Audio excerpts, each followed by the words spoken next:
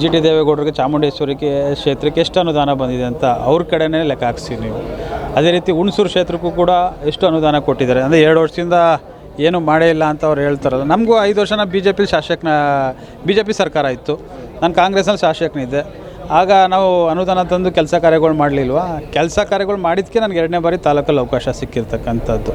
4 ವರ್ಷ B J P ಸರ್ಕಾರ ಇತ್ತು, ಅಲ್ಲಿ ತಾರತಮ್ಯ ಆಗಲಿಲ್ವ? ನಾವು ತಂದಿದ್ದೀವಿ, ಒಂದು ವಿಶ್ವಾಸವನ್ನು ಪಡೆದುಕೊಂಡು ಸಚಿವರ ಹತ್ರ ಮಾತಾಡಿ ಕೇಳಿಕೊಂಡು ತರ್ತಕ್ಕಂಥ ಕೆಲಸವನ್ನು ನಾವು ಮಾಡ್ತಿದ್ದೀವಿ. ಆ ರೀತಿ ತಂದು ಕೆಲಸ ಕಾರ್ಯಗಳು ಮಾಡಿದ್ರೆ ಖಂಡಿತವಾಗ್ಲೂ ಸಿದ್ದರಾಮಯ್ಯ ಸಾಹೇಬರು ಕಾಂಗ್ರೆಸ್ ಅವ್ರಿಗೆ ಹೆಚ್ಚಿನ ರೀತಿ ಒಂದು ಕೈ ಜಾಸ್ತಿ ಕೊಟ್ಟರೆ ಅದರಲ್ಲಿ ಏನು ಬರ್ತಿದೆ 60-70% ಜೆ ಡಿ ಎಸ್ಗೂ ಮತ್ತು ಬಿ ಜೆ ಪಿಗೂ ಕೂಡ ಕೊಡ್ತಾ ಇರ್ತಕ್ಕಂಥದ್ದು. ಬೆಂಗಳೂರಲ್ಲೆಲ್ಲ ನೀವು ವಿಚಾರಿಸ್ಬಹುದು, ಭಾಳ ಜನ ಶಾಸಕರುಗಳಿಗೂ ಕೂಡ ಅನುದಾನಗಳು ಸಿಕ್ಕಿದೆ, ಈ ಭಾಗದಲ್ಲೂ ಕೂಡ ಸಿಕ್ಕಿದೆ. ಎಲ್ರಿಗೂ ಕೂಡ ಇಲ್ಲಿ ಸಮಾನತ್ವವಾಗಿಕ್ಕಿಂತ ಒಂದು ಹೆಜ್ಜೆ ಪಕ್ಷ ಆದಮೇಲೆ ಒಂದು ಹೆಜ್ಜೆ ಕಾಂಗ್ರೆಸ್ ಪಕ್ಷದವ್ರು ಕೊಡ್ತಾರೆ ಖಂಡಿತವಾಗ್ಲೂ. ಇದು ಎಲ್ಲ ಪಕ್ಷದಲ್ಲೂ ಸರ್ವೇ ಸಾಮಾನ್ಯ.